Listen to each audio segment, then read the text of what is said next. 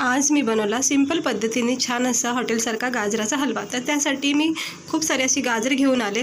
गाजर, त्यानंतर 1 वाटी दूध वापरायचे, 1 वाटी साखर वापरायची, साजूक तूप वापरायचे, त्यानंतर इलायची पावडर वापरायची आणि आवडीनुसार ड्रायफ्रूट वापरायचे। गाजराचे छोटे छोटे तुकडे करून घ्यायचे आहे। मग एका पॅनमध्ये 2-4 चमचे तूप टाकून त्यामध्ये इलायची पावडर टाकून किंवा इलायची कूट टाकून गाजराचे तुकडे टाकून व्यवस्थित 1 मिनिट थोडा वेळ परतून घ्यायचं।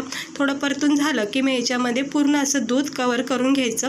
तूप आणि दुधामध्ये गाजर छान नरम सॉफ्ट होईपर्यंत शिजून घ्यायचे आणि मग एक उखळीच्या दांड्याने याला मॅश करून घ्यायचे। थोडा वेळ लागतो पण छानपैकी मॅश होऊन जातात। आणि त्यानंतर मग पूर्णपणे तुम्ही मॅश झालं की मग याच्यामध्ये आवडीनुसार साखर टाकायची, ड्रायफ्रूट्स टाकायची, थोडंसं तूप ॲड करायचं आणि थोडा वेळ याला असं परतून वाफेवर स्टीम देऊन खमंग टेस्टी असा हा गाजराचा हलवा तयार होतो खाण्यासाठी। वरून ड्रायफ्रूट सर्व हॉटेलसारखा घरच्या घरी हलवा बनवा।